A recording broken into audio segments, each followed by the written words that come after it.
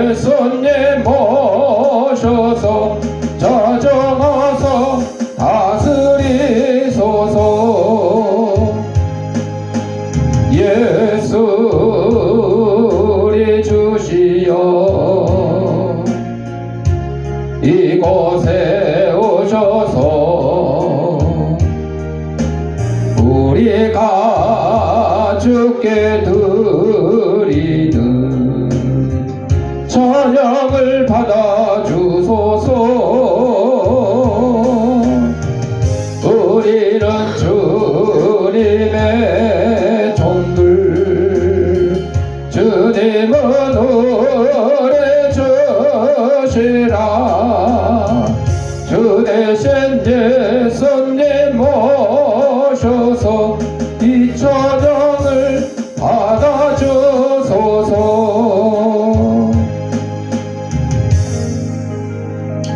우리 다 진사하겠습니다. 깎고 나 이뻐. 우리 주약에 맞춰 묵상 기도 드림으로 주일날 예배 하나님 앞에 올리겠습니다.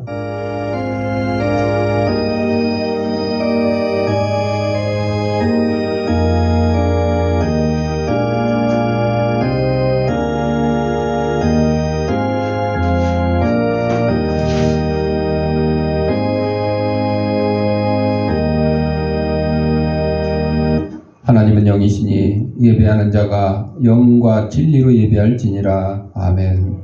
사랑과 내가 풍성하신 아버지 하나님, 지난 한 주간 동안도 저희들의 생명을 지켜보아주셨다가 거룩한 주일, 주님이 부활하신 날을 기념하는 주일 아침에 세상에서 온갖 죄악된 것과 더러운 것과 무거운 짐과 병든 몸을 가지고 나왔사오니 이 모든 것 다 우리 주님께서 받아주셨고 저희 심령마다 하나님이시는 평강과 기쁨이 넘치는 귀한 시간으로 인도하여 주옵소서. 예수님 이름으로 기도합니다. 아멘. 찬송 1장.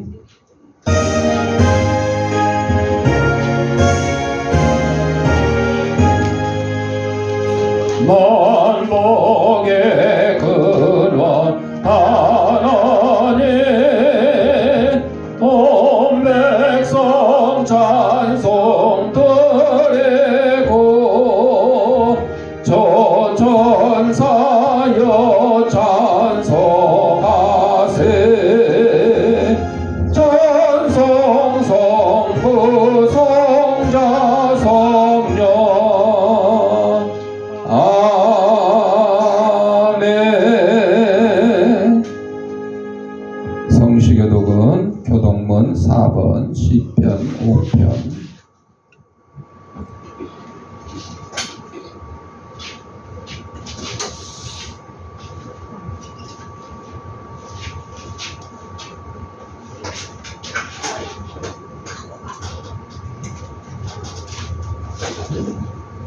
여호와여 나의 말에 귀를 기울이사 나의 심정을 헤아려 주소서. 나의 왕 나의 하나님이여, 내가 부르짖는 소리를 들으소서. 내가 주께 기도하나이다. 여호와여 아침에 주께서 나의 소리를 들으시리니 아침에 내가 주께 기도하고 바라리이다. 주는 죄악을 기뻐하는 신이 아니시니 악이 주와 함께 머물지 못하며 거짓말하는 자들이 주의 목전에 서지 못하리이다. 주는 모든 행악자를 미워하시며 거짓말하는 자들을 멸망시키시리이다. 여호와께서는 피 흘리기를 즐기는 자와 속이는 자를 싫어하시나이다. 오직 나는 주의 풍성한 사랑을 힘입어 주의 집에 들어가 주를 경외함으로 성전을 향하여 예배하리이다. 여호와여 나의 원수들로 말미암아 주의 의로 나를 인도하시고 주의 비를 내 목전에 굳게 하소서. 여호와 우리 주여, 주의 이름이 온 땅에 어찌 그리 끝났죠. 네. 우리 사도신경으로 우리의 신앙을 고백드릴 때에 화면을 참고하셔서 함께 낭독하도록 하겠습니다.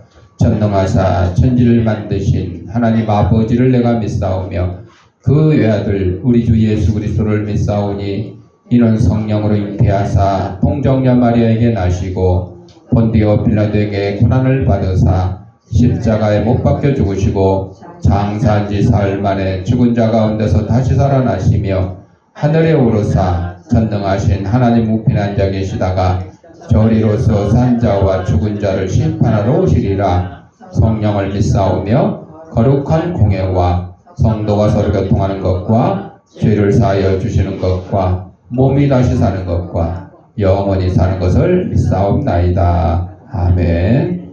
찬송 208장.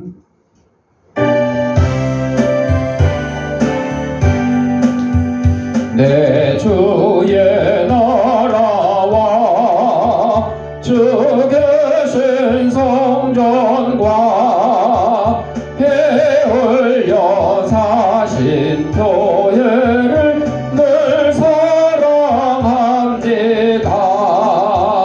내 주의 교회는 천성과 같아서 눈동자같이 앞에서 늘 보하시네.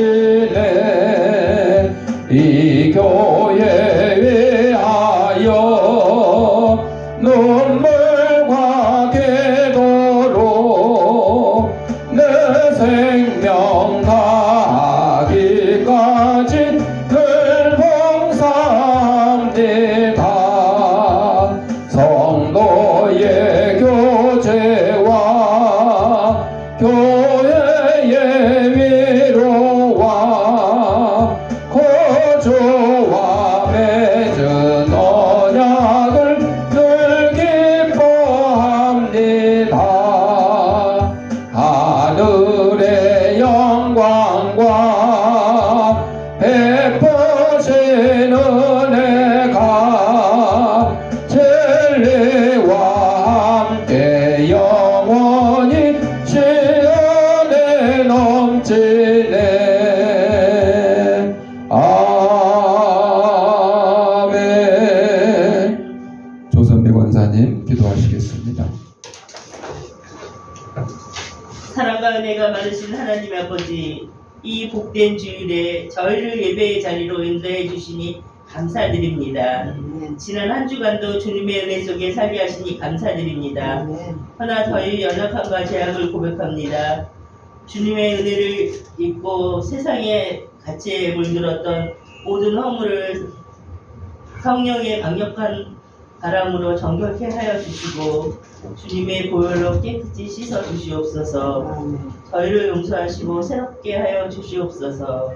하나님, 이 나라 곳곳에 내린 폭우로 수많은 논밭과 주택이 침수되고 소중한 생명을 잃은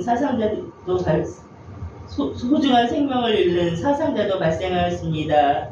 삶의 터전을 잃고 대피하신 곳에서 무더위에 지치지 않게 아버지께서 어루만져 주시고 지켜주시옵소서. 하나님, 이 시간에도 낯선 곳에서 나락하신 선교사님들이 계십니다. 이들을 항상 살펴주시고 그들이 뜻하는 모든 일들을 무사히 마칠 수 있도록 인도하여 주시옵소서. 말씀을 선포하시는 목사님께도 성령의 기름을 부어주셔서 살아있는 하나님의 능력이 저희 심령에 임하게 하시옵소서. 감사드리며 예수님 이름으로 기도드립니다. 아멘.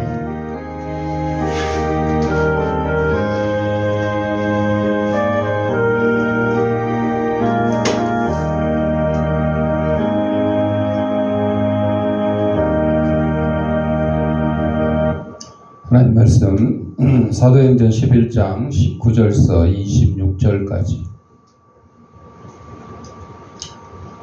제가 19절 읽고 여러분이 20절 읽고 교도를 읽겠습니다. 그때 스데반의 일로 일어난 환란으로 말미암아 흩어진 자들이 베니게와 구브로와 안디옥까지 이르러 유대인에게만 말씀을 전하는데 그 중에 구브로와 구레네 몇 사람이 안디옥에 이르러 헬라인에게도 말하여 주 예수를 전파하니 주의 손이 그들과 함께 하심에 수많은 사람들이 믿고 주께 돌아오더라.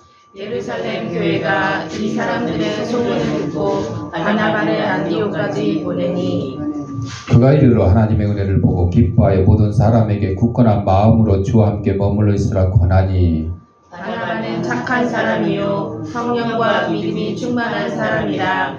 이에 큰 무리가 주께 더하여 지더라. 바나바가 사울을 찾으러 다소에 가서 만남에 안디옥에 데리고 와서 둘이 교회의 1년간 모여 있어 큰 무리를 가르쳤고 제자들이 안디옥에서 비로소 그리스도인이라 일컬음을 받게 되었더라. 아멘. 찬송 210장.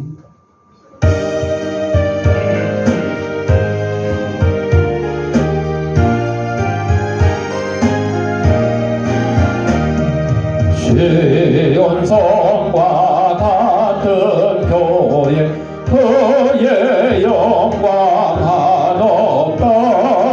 허락하신 말씀대로 저가 친히 세웠던 안석 위에 세운 교회 흔들 자가 누구랴. 모든 원수의 워싸도 아무 근심 없도다. 생명샘이 솟아나와 모든 성도 마시니 언제든지 흘러넘쳐 부족함이 없도다. 이런 물이 흘러가니 목마른 자 누구랴. 주의 은혜 풍족하여 넘치고 또 넘친다. 주의 은혜 내가 받아 시온 백성 되는데 세상 사람 비방해도 주를 찬송하리라. 세상 헛된 모든 영광 아침 안개 같으나 주의 자녀 받을 복은 영원 무궁하도다. 아멘. 영상 하나 보고 말씀 듣겠습니다. 기도하겠습니다. 하나님 아버지, 이 시간 하나님의 말씀을 듣고자 합니다. 하나님의 말씀을 대신 전하는 이 부족한 죄인의 입술을 주님께서 붙들으셔서 인간의 죄악되고 나약한 것은 주님의 십자가에 감추시고 하나님께서 사랑하는 성도들에게 꼭 주시고자 하는 말씀을 전하는 도구로 삼아 주옵소서. 이 말씀을 받는 우리 성도들의 심령을 성령께서 옥토로 만들으셔서 하나님의 말씀이 선포될 때 싹을 트고 열매를 맺어서 100배, 60배, 30배의 결실을 가지고 저희들이 속한 가정과 직장과 이 사회에서 하나님의 귀한 성도로서의 직분을 잘 감당하며 살아가는 데 부족함 맺도록 인도하여 주옵소서. 예수님 이름으로 기도합니다. 아멘. 자, 오늘은 고린도 사도행전 11장 19절부터 26절 말씀을 가지고 안디옥 교회 복음의 확장과 제자의 탄생이라는 제목으로 함께 하나님 말씀을 나누고자 합니다. 사도행전 11장 19절은 이렇게 시작합니다. 그때에 스데반의 일로, 스데반이 무슨 일을 당했어요? 예수를 전하다가 돌에 맞아 죽었는데 죽을 때 모습이 천사의 얼굴과 같더라. 왜? 스데반이 죽어갈 때에 하늘문이 열리고 천사들이 사다리 타고 오르락 내리락 하는 모습을 봤죠.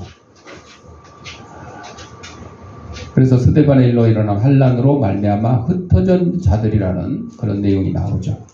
스데반의 순교는 교회에 큰 충격이었죠. 그런데 그 핍박은 오히려 복음을 전 세계로 확장시키는 계기가 되었어요. 초대교회 성도들은 두려움 가운데서 흩어졌지만 그 흩어짐은 복음의 씨앗이 퍼지는 통로가 되었던 것이요.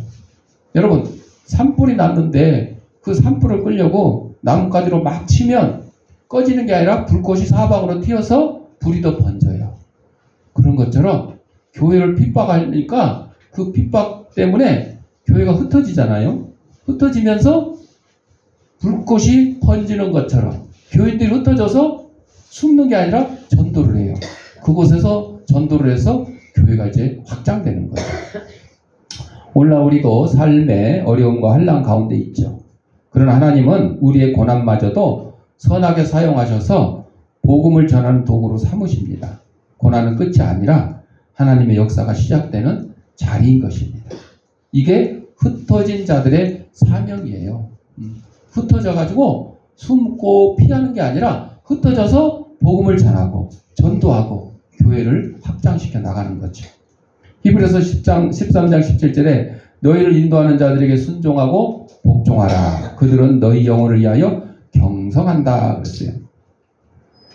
오늘날 목사를 흠잡기에 여념이 없고 교회에서 분파를 만들기에 열심히 말썽꾼들도 있었어요. 과거에는 없는 일들이 교회에 분란이 일어나요. 목사가 잘못해서 그럴 수도 있죠. 그런데 그거를 교인들이 흠을 잡아가지고 트집을 잡아가지고 이제 목사님 뭐 예를 들어 물러나라. 그러면 또 목사님을 또 따르는 사람이 있고 반대하는 사람이 있다 보니까 교회가 둘로 나눠지고 뭐 이런 경우가 있죠. 제가 보기에는 예를 들어 목사가 잘못해서 물러나라 그러면 목사님이 두 말 안고 물러나는 게 맞다고 봐요. 그런데 자 어떤 게 옳으냐 보세요.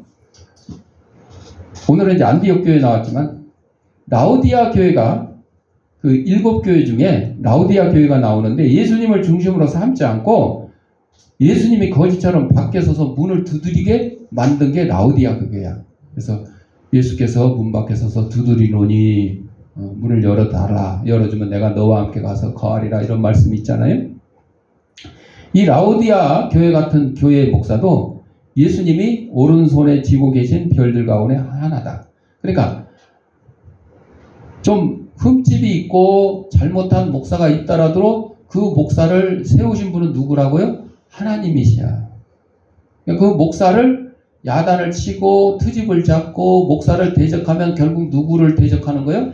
하나님을 대적하게 되는 것이므로 목사님이 잘못했으면 목사님을 위해서 기도를 하고 혹 벌을 주더라도 누가 주기를? 하나님이 벌을 주시기를 그렇게 해야 돼. 성도가 직접 목사님을 갖다가 야단치고 목사님을 벌 주려고 그러면 싫어한다. 그게 무슨 얘기냐? 여러분, 여러분의 자식이 잘못했어. 그래서 여러분이 여러분의 자녀를 야단치고 회초리를 때리는 것은 괜찮지. 근데 옆집 사람이 옆집 아저씨가 여러분의 자녀를 막 야단치고 잘못했다 회초리 때리면 좋아하겠어? 안 좋아하죠. 잘못했다 할지라도 똑같은 거야. 하나님의 입장에서 보면 하나님이 세우신 주의 종들에게 다른 누가 책망을 하고 벌을 주면 싫어하시는 거예요. 하나님이 책망하고 벌 주기를 우리는 기다려야 된다. 그런 얘기죠. 진리를 따르지 않고 곁길로 나간 목사들을 책망하고 벌 주는 일은 우리의 일, 성도들의 일이 아니고 다른 사람의 일이 아니고 예수님에게 특별한 사명을 받은 이들이나 혹은 예수님이 할 일이다. 여러분 잘못하면 잡초를 뽑다가 알곡까지 뽑아버릴 수 있다. 성경에 나오죠. 그래서 언제까지 두어라? 추수 때까지 오라. 여러분 모내기 해보신 분은 알겠지만 시골에 사신 분들은 모하고 피, 잡초하고 처음에 어떻게 해요? 똑같아. 비슷해. 완전히 똑같이 나는데 비슷해가지고 모르는 사람은 이거 잡초를 뽑다가 벼를 뽑게 돼. 그 벼하고 잡초의 가장 큰 차이점은요. 벼는 비실비실하게 생겼어도요. 잡초는요. 깨끗하고 아주 그냥 싱싱하고 이파리도 아주 뾰족뾰족 잘 나오고 아주 희한해 참. 우리가 애써서 심은 벼는 힘이 없고 비실비실한데 그냥 가만히 놔둬서 어디서 생긴 잡초는 왜 이렇게 싱싱한지. 차라리 잡초가 벼가 됐었으면 좋았을 것 같은데. 근데 이제 그 비실비실한 벼는 그래도 크면 뭘 열어요? 벼 이삭기 달려가지고 우리에게 뭘 줘요? 쌀을 주잖아. 근데 잡초는 익어서 우리에게 뭘 줘요? 쌀을 주는 게 아니라 잡초 씨를 뿌리는 거예요. 온 세상에 잡초를 뿌리는 거죠. 그래서 우리는 거룩한 하나님의 종을 강단에서 끌어내리거나 끊임없이 비판하여 불행하게 만들면서도 나는 하나님을 잘 섬기고 있다 이렇게 착각을 하는 수가 있다는 거죠. 사람들이 남의 험담을 하는 그런 것 때문에 제대로 목회를 할 수 없어서 떠나게 된 목사님이 있었어요. 이 목사님은 정말 훌륭한 사람이에요. 남들이 자기를 험담하고 막 비난하니까 그 교회를 떠나는 거예요. 끝까지 막 버티고 싸우는 게 아니라. 왜냐하면 그 교회는 분명히 목사님을 비난하고 험담하는 사람도 있지만 또 목사님을 좋아하고 다른 사람도 있어요. 그런데 거기서 버티면 교회가 결국 분란이 일어나니까 목사님이 떠났죠. 목사님이 떠난 후에야 사람들은 그 예전에 했던 설교들을 기억하고 회개를 했어요. 목사가 있을 때 그의 가치를 인정하는 교인들이 없었고 떠난 다음에 알게 된 거죠. 여러분들 그렇죠? 친구, 가족 같이 있을 때는 그냥 티격태격거리고 이렇게 하다가 떠나면 멀리 떨어져 있으면 친구가 그리워지고 가족이 그리워지게 된다. 그런 얘기들도 있잖아요. 그래서 목사님이 떠난 다음에 이제 그 가치를 인정하게 되었어요. 근데 이미 떠났으니 어떻게? 목사와 사이가 가장 좋지 않았던 장로가 어느 날 크게 회개를 하고 이 목사님을 찾아갔어요. 목사님 사모가 말합니다. 목사님은 지금 죽어가고 있어요. 제발 들어가지 마세요. 장로님을 보면 기분이 좋을까요? 나쁠까요? 안 좋죠. 더 고통스럽죠. 죽어가는 목사에게 고통을 안기는 이런 성도가 있으면 이게 얼마나 비극적인 일입니까? 그럼에도 불구하고 장로는 목사 방에 들어갑니다. 죽음 앞둔 목사가 기력이 없는 눈을 뜨고 말을 합니다. 하나님께 기름 부음을 받은 종을 건드리지 말고 하나님이 세운 선지자들에게도 해를 끼치지 말고 나는 죄인이었어요. 장로님이 내게 한 일은 다 옳았습니다. 그것에 대해서는 걱정하지 마세요. 장로님이 잘못한 건 없어요. 그러나 장로님은 나 말고도 다른 목사님을 만나게 될 텐데 장로님이 헐뜯는 사람이 바로 하나님의 기름 부음을 받은 종이라는 사실을 잊지 마세요. 장로님은 하나님이 세운 게 아니에요. 목사님은 하나님이 세운 거예요. 기름 부음으로 안수를 하는데 목사님은 하나님이, 그러나 장로는 목사가 안수를 하죠.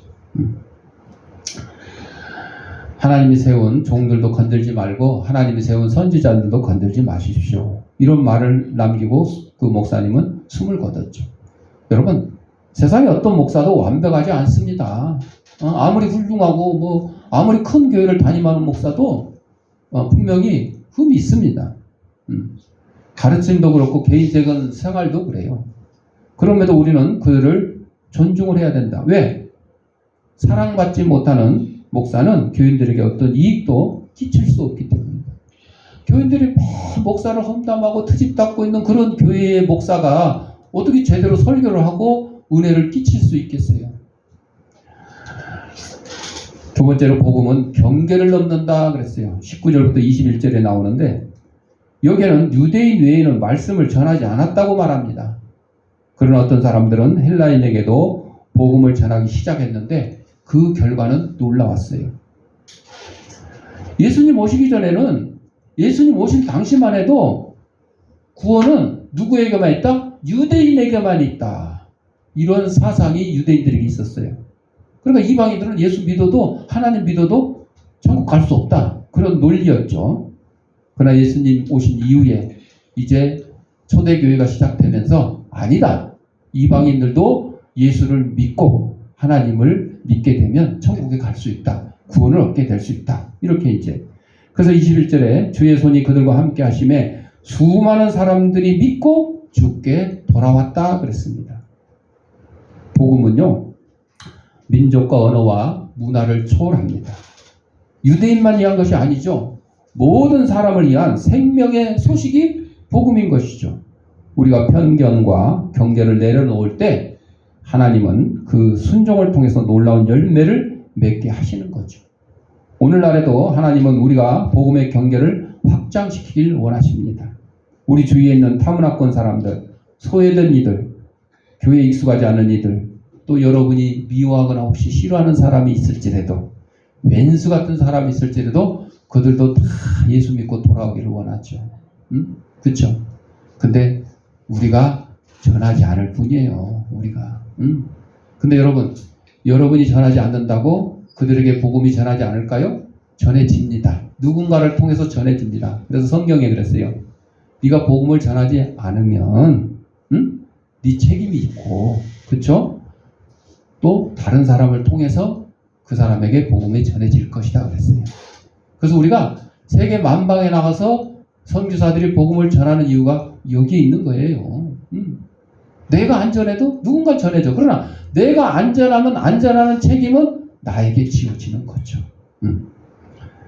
마태복음 24장 10절에 보면 많은 사람이 실족하게 되어 서로 잡아주고 서로 미워하겠다. 복음 때문에. 여러분, 예수 그리스도의 복음이요, 그 복음 때문에 많은 사람이 실족하게 되고 서로 잡아주고, 이 잡아준다는 건 붙들어주는 게 아니라 감옥에 가둔다는 뜻이에요. 서로 미워한다. 그래서 성경에 가족들이 원수가 되고 이런 말씀이 있어요. 누구 때문에? 예수님의 복음 때문에. 예수님 때문에. 자, 보세요. 공산치하에서 박해당한 중국교회의 가장 어두운 면 중에 하나가 친구와 가족의 목숨을 건지기 위해서 서로를 고발하여, 공산주의의 사상이 이래요, 여러분. 종교뿐만 아니라 다른 일에도 그래요. 이 자리에는 뭐 공산당의 그 억압을 경험한 분들이 없죠? 있지는 않죠. 그러나 실제 공산치하에서, 옛날 우리 공산치하 아니었던 6.25 때 대한민국이 공산당의 침략을 받았을 때도 그렇고, 현재 북한에서 지금 고생하고 있는 북한 동포들이 그렇습니다. 서로 고발하게 만들어요. 가족이 가족, 부모가 자식을, 자식이 부모를, 부부간에 서로 고발하게 만들어요. 기독교 아니더라도 그래요. 예를 들어 뭐 사상이 불건전했다, 저 사람 남한 방송에 라디오를 들었다, 이런 거 알면 고발해요, 안 해요? 고발해요. 즉각 고발해요. 고발 안 하면 고발 안 한 사람까지 처벌받아요. 이렇게 공산당 치하는 그렇게 만들어져 있어요. 우리 대한민국에서는 그런 거 없죠. 대한민국에서 사실 뭐 지금 뭐 공산주의 사상을 가진 사람들이 많이 있어요. 지금 여러분들 장관 청문회 뉴스에 봤겠지만 그 민주노총 위원장 출신이 지금 노동부 장관 후보로 올라와 있는데, 이 사람은요, 북한은 우리의 주적이 아니다. 북한은 우리를 뭐라 그래요? 주적이다. 첫 번째 적이 대한민국이다 이랬죠. 근데 우리는, 그 사람은 북한은 주적이 아니다. 이런 사람들이 장관 후보자, 장관, 정치, 뭐 국회의원들 속에 많이 들어있어요. 그렇다고 우리가 그들을 갖다가 공산당처럼 인민재판식으로 막 고발을 하고 고소를 하고 막 그 사람을 때려 죽이거나 감옥에 갇히게 해요? 그렇진 않죠. 1951년에 열린 한 기독교 협의회에서 기독교 지도자 152명이, 이 중국이에요, 중국. 공산당 시절이니까. 감리교 감독 첸과 복음 전도자 쿠 제넨을 처형해달라고 공산당 당국에 탄원했어요. 목사님들이 다른 목사님을 고발을 하는데 어디다가? 공산당. 성경에 보면 예수님을 처형해달라고 누가? 대제사장과 바리새인들과 유대인들이, 백성들이 예수를 어디에 못 박으라고? 십자가에 못 박으라고. 누구에게? 빌라도에게. 똑같아. 공산당은 감리교 감독 첸과 복음 전도자 쿠 제넨의 믿음의 형제들보다 더 관대하여 그들을 처형하라는 탄원을 기각하고, 그도 올바른 판사가 있었죠. 첸 감독에게 5년형만 선고했어요. 처형하라는 건 뭐예요? 사형시키라는 거잖아. 근데 5년 징역형. 첸 감독은 5년 징역을 선고받았지만 복음 전도자 쿠 제넨의 소식을 들은 사람은 그 이후로 아무도 없다. 아마 어느 감옥에선가 죽어갔을 것이다. 이게 공산당. 공산당의 정체. 또 루치에이 목사는요, 인민재판에서, 여러분, 인민재판은 뭐예요? 그냥 자기들 이렇게 모여서 저거 때려 죽여라, 뭐 했다, 뭐 그러면 다른 사람이 왜 맞아 그러면 그냥 돌로 때려 죽이거나 죽창으로 찔러 죽이거나 막 이러는 거예요. 이게 인민재판이야. 뭐 잘하고 잘 먹고 증거 뭐 이런 거 따지지도 않아. 그러니까 선동하는 그 공산 정치에서 나온 거죠. 딸이 목사님 아버지를 공격해요. 뭐라고 하냐? 나는 나의 눈을 멀게 하여 인민의 뜻에 동참하지 못하게 한 내 아버지를 고발합니다. 그러자 아버지는 눈물을 흘렸어요. 그렇지만 딸은 또 계속해서 당신의 거짓 눈물 때문에 내 마음이 약해질 거라고 생각하시오. 공산당은요, 부모의 눈물, 자식의 호소 이런 거 필요 없어요. 자기들의 사상에 맞지 않으면 다 고발하고 처형을 하는 거죠. 벌받게 하는 거죠. 수많은 선량한 기독교인이 사랑하는 사람을 고발하라고 끊임없이 강요를 당합니다. 성경책 누가 가지고 있어? 누가 몰래 기도했어? 누가 예배했어? 누가 전도했어? 누가 남한 방송 들었어? 막 이렇게 해가지고 계속 고발하라고. 기독교인 농부라는 잡지의 편집장 손 형제도 그런 압력을 견디다 못해 결국 자살이라는 방법을 택했는데, 그런데 그들 중에는 위치만리와 왕 민타오처럼 끝까지 견뎌낸 사람들도 있었죠. 극심한 핍박을 당할 때에 배신자가 되지 않고 견뎌내는 것은 그때까지 기독교인으로서 어떻게 살았느냐 하는 점에 달려 있었어요. 그동안 내가 예수 믿는 사람으로서 어떻게 살아왔느냐에 따라서 정말 극심한 박해를 핍박을 받았을 때에 내가 예수를 부인하지 않고 스데반 집사처럼 돌에 맞아 죽을 것인가? 베드로처럼 십자가에 거꾸로 매달려 죽임을 당할 것인가? 순교를 당할 것인가? 아니면 예수를 부인하고 하찮은 육신의 생명을 연명할 수 있을 것이냐? 그게 이제 나타나는 거죠.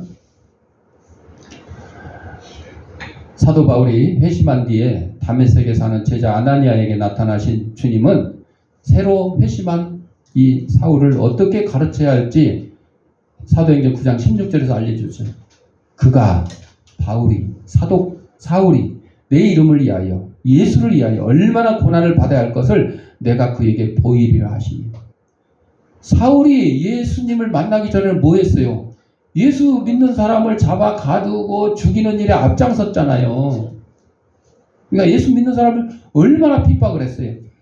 그런데 이제 사울이 예수님을 만나서 바울로 변해가지고 이제 자기가 그동안 예수 믿는 사람을 핍박했던 그 핍박보다 더 많은 고난을 받을 것이라고 예수님이 지금 아나니아에게 말씀하고 계시는 거죠. 기독교의 주된 종교적 학문인 고난학을 가르치지 않는 교회를 임무를 다하지 않는 교회다. 어느 교회는 고난 싹 빼요. 지옥 얘기도 싹 빼요. 오로지 예수 믿고 복 받아서 좋은 차 타고 좋은 집에 살고 아파트 평수 늘리고 자식 잘 되고 아주 건강하고 막 이 얘기만 하는 거야. 예수 때문에 고난받는 건 아무것도 없어. 또 교인들도 그걸 좋아해서 또 그 교회만 가. 고난을 얘기하면 저 목사님 그래 내가 지금 복을 받아도 시원찮은 판인데 뭐 고난을 받으라고? 나 싫어. 떠나는 거야. 오로지 복만 찾아서. 이게 이제 기복신앙이 이 교회에서도 팽배한 이유 중에 하나인 것이. 교인도 싫어하고 목사도 그걸 싫어해. 가르치지를 않아. 설교를 하지 않아. 그래서 고난을 가르치지 않는 교회, 천국과 지옥을 가르치지 않는 교회는 진짜 교회, 가짜 교회. 짝퉁. 그런 줄 알면 돼. 그거는 내 말이 아니고 하나님의 말씀인 것이에요. 그렇잖아요. 그래서 우리는 스스로 고난의 짐을 져야 돼요. 좌절하지 않고 고통을 견디는 법을 배워야 돼요. 그래서 선교사들이 해외에 나가서 선교할 때에 거기 가서 여기서 사는 것보다 더 편안하게 살라고 가요? 아니요. 자, 미국으로 선교사 가는 사람도 있어요. 영국으로 가는 사람도 있어요. 미국이나 영국이 우리보다 뭐 가난한 나라예요? 그렇지 않죠. 거기 가서 편하게 살려고 가는 거예요? 아니에요. 왜?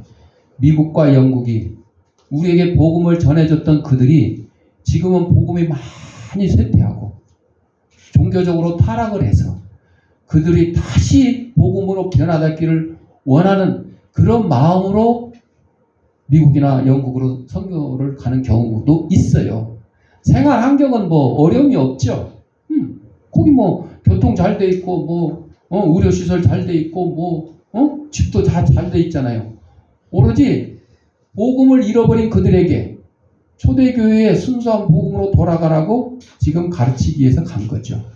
그런데 예를 들어서 아프리카나 필리핀 섬이나 이런데 선교하러 가시는 분들은 어떻겠어요? 거기는 우리보다 교통도 좋지 않고 의료시설도 낙후하고 학교도 제대로 없고 마실 물조차 제대로 없는 그곳에 뭐하러 가는 거예요? 고생하러 가는 거예요. 고생하러. 뭐 때문에? 복음, 전도 때문에. 예수 복음 때문에. 그거를 우리는 배워야 되는데 그거 좋아하는 사람이 세상에 얼마나 있겠어요? 많지는 않죠. 그럼에도 불구하고 우리는 스스로 고난의 짐을 지고 좌절하지 않고 고통을 견디는 법을 배워야 돼요. 그런 지식이 필요할 때가 올지도 모르기 때문이에요.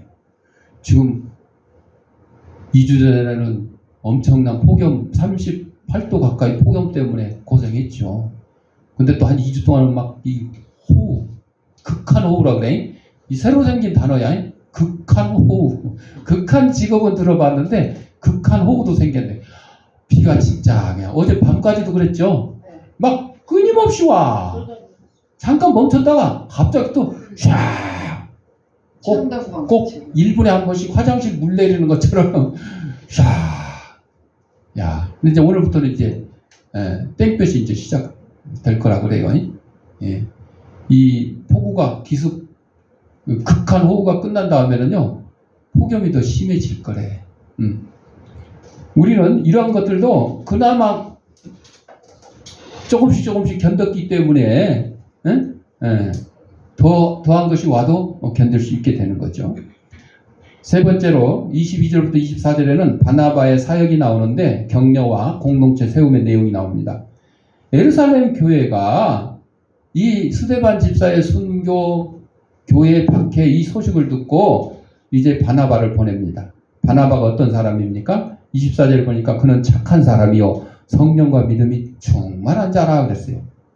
안디옥 교회에서 하나님의 은혜를 보고 기뻐하며 그들을 격려합니다. 바나바의 이름은 위로의 아들이다 이런 뜻인데 그는 비난하거나 판단하지 않고 하나님의 역사를 인정하며 공동체를 세워갑니다. 교회에는 바나바 같은 사람이 필요합니다. 서로를 세우고 격려하고 하나님께서 하시는 일을 기뻐할 줄 아는 사람. 저와 여러분도 역시 바나바와 같은 그런 사람이 되어야 될 것입니다. 네 번째로 25절 26절에 바울을 찾아 데려온 바나바가 나옵니다. 이게 놀라운 장면인데 바나바는 다소에 있는 바울을 찾아가 그를 안디옥으로 데려옵니다. 그리고 1년 동안 함께 교회를 가르칩니다. 그 결과가 어떻게 나오냐? 26절을 보니까 제자들이 안디옥에서 비로소 그리스도인이라 일컬음을 받게 되었더라. 우리가 기독교인이다, 그리스도인이다 하는 그 이름이 이때 나온 거예요. 그리스도인이라는 이름은 단순한 명칭이 아니라 삶 자체가, 우리 인생 자체가 그리스도를 드러내는 정체성입니다. 내가 말로만 기독교인이다, 예수쟁이다 이런 게 아니고 누가 봐도 저 사람 하는 행동 보면 야 역시 예수쟁이 맞구나, 역시 그리스도인 맞구나, 교회 다니는 사람 맞구나 이렇게 인정하게 되는 거죠. 바울이 사역의 중심으로 나오게 된 이 시점은 세계 선교가 본격적으로 시작되는 전환점이에요. 사도 바울이 없었더라도 하나님은 누구를 통해서도 이 세계 선교를 허락하셨을 거예요. 그러나 사울이 예수님에게 선택받아서 바울로 변하면서 이 세계 선교의 시작점이 되었다 하는 것 얼마나 귀한 일이에요. 바울 자신에게도 큰 영광이고.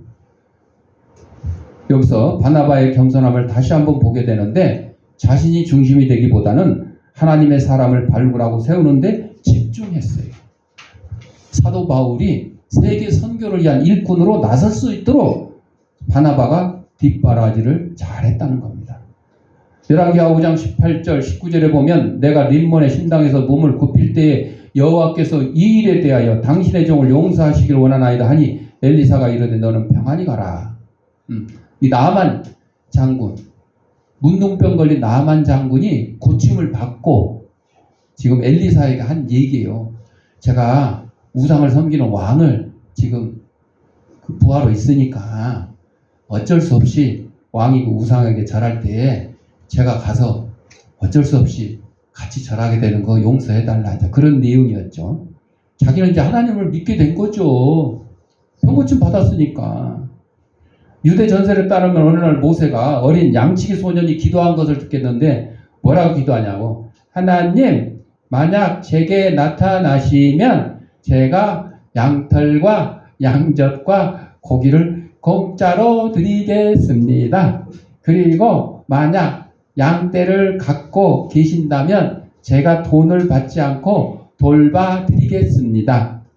하나님의 머리를 빗겨드리고 옷을 빨아드리고 하나님 손에 입 맞추겠습니다. 이렇게 기도했어요.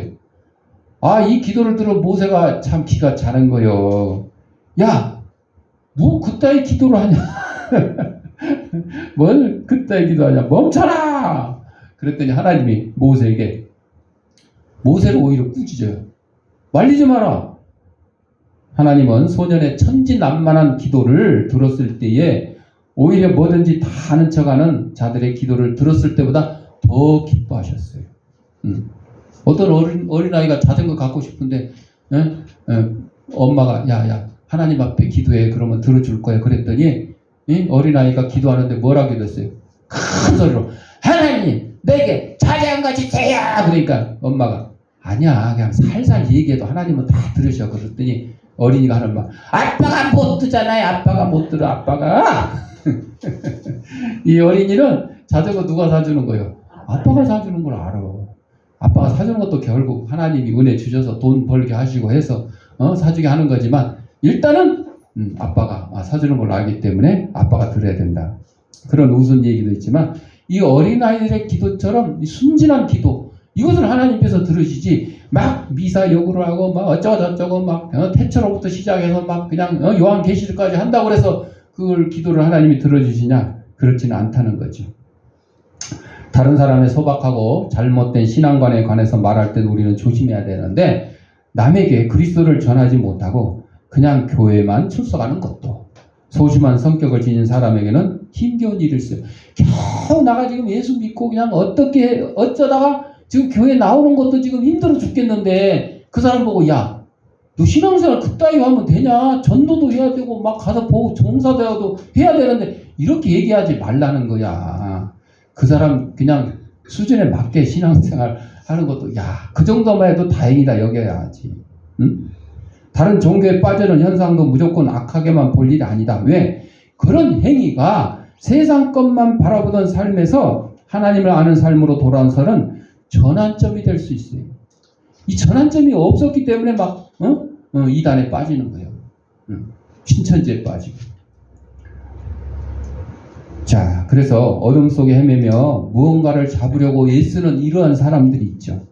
그 사람이 꼭 잘못된 것만 잡으라는 거예요. 여러분, 눈을 뜨고 잡아도 잘못 잡은 경우가 많아요. 그렇죠? 눈을 뜨고 누구를 따라가도 잘못돼 따라가는 보이스피싱 당하는 사람들이 다 뭐 멍청해서 그래요? 다 취미가 와서 그래요? 아니요. 20, 30대 젊은이들도 보이스피싱에 빠진대. 그렇잖아요. 그러니까 눈 감고 잡는다고 해서 무조건 잘못 잡는 건 아니라는 거예요. 눈 감고 잡아도 잘 잡을 수도 있어요. 그래서 그런 사람에게 조언할 때는 온유한 말씨로 그 사람이 지닌 얼마 안 되는 빛을 완전히 파괴하는 그런 어리석은 일을 행하지 말아야 된다. 그래서 신앙 문제에 대해서는 되도록 충고하지 말고 꼭 해주고 싶은 말이 있다 그러면 예수님처럼 사세요. 성경 말씀대로 사세요. 그 정도만 하면 될 것 같아요. 여러분이 거기서 뭐 감나라 패나라 할 건 없고 지도 못하면서 뭐 이런 소리도 듣는 그 옛날에 한경직 목사님이 전도사 때 막 설교를 하는데 앞에 귀신 들린 할머니가 앉아가지고 설교하는데 맨날 막 딴소리하고 막 비판하고 비방하고 막 그러니까 한경진 목사가 한경진 목사가 아니고 저 충영교회 이름 잊어먹었다. 김만무교 목사. 사탄아 물러가라 막 이제 이러면 이제 물러갈 줄 알았지? 그랬더니 할머니가 네가 물러가라 그러더래. 그래가지고 그때 얼마나 창피도 하고 하나님 앞에 죄송스러워요.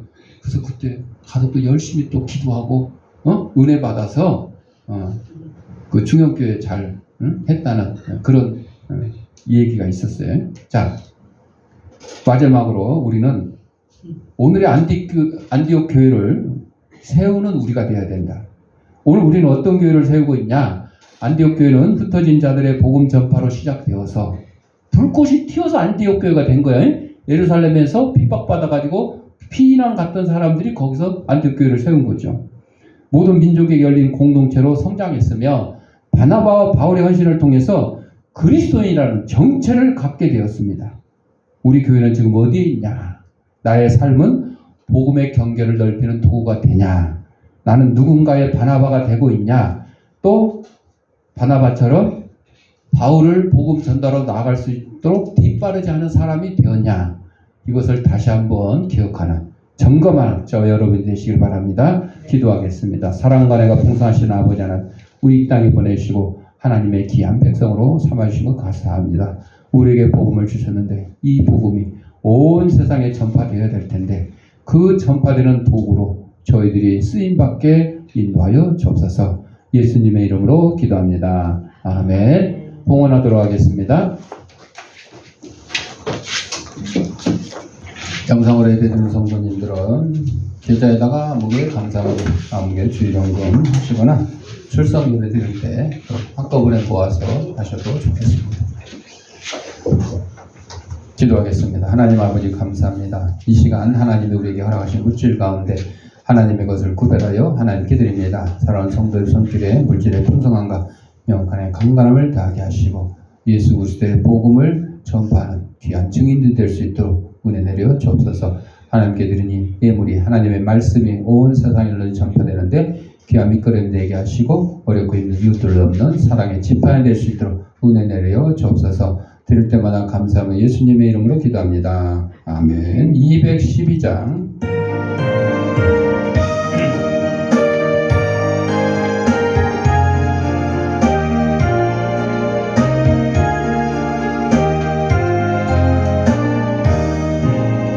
겸손히 주를 섬길 때 괴로운 일이 많으나 그저 내게 임주사 잘 감당하게 하소서.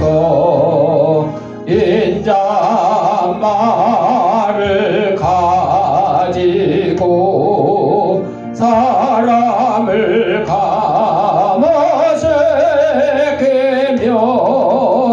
알게를 잃은 머리를 잘 인도하게 하소서. 구주의 귀한 인내를 깨달아 알게 하시고 얻거나 매점 주셔서 늘 승리하게 하소서. 장래의 영광 비추사 소망이 되게 하시며 구주와 함께 살면서 참 평강 얻게 하소서. 아멘. 교회 소식입니다. 화요일날 오후에 중흥교회에서 교회운동 본부 오후에 기도회가 있어요. 한 3시간 동안 할 건데, 우리 이제 저출산 때문에 인구가 줄어드니까 당연히 이제 교인도 저들로 줄어드는데, 더군다나 이제 코로나를 지나면서 출석 교인 수가 코로나 이전보다 회복이 안 되고 있어요. 우리 교회도 그렇지만. 그러니까 이때에 우리 교회가 더 부흥하기를 원하는 그런 마음으로 교회운동본부에서 이제 중흥교회부터 시작해서 전국으로 다니면서 기도회를 시작을 하게 되거든요. 그래서 시간 되시는 분들 저와 함께 참석해 주시고, 안 되시는 분들은 같이 기도, 집에서나 직장에서나 어디서든지 기억하고 기도해 주시길 바랍니다. 나머지는 주보를 참고하시고 564장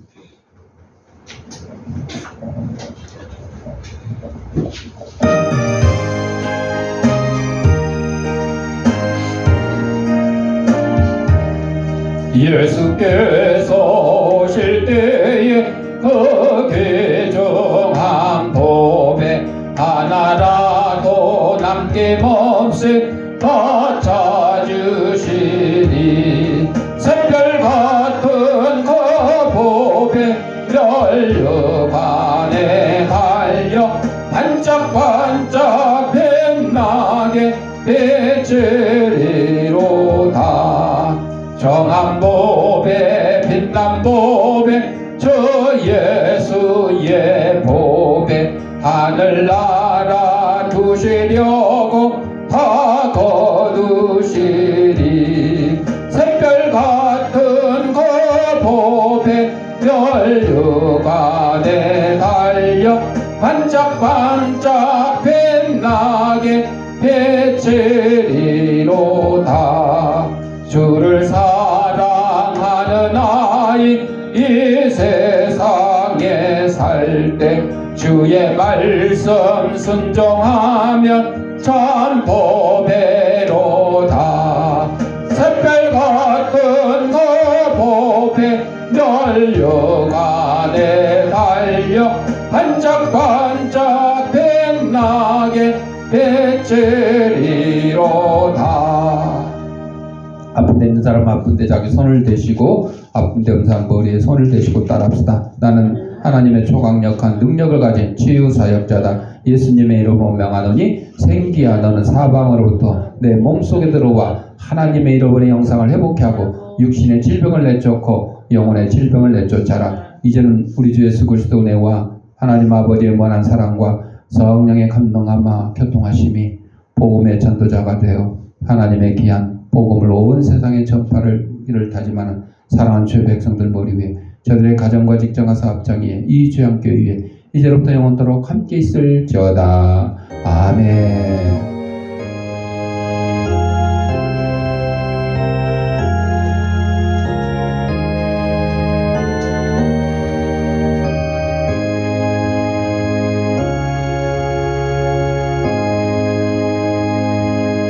이상으로 주일날 예배 마쳤습니다.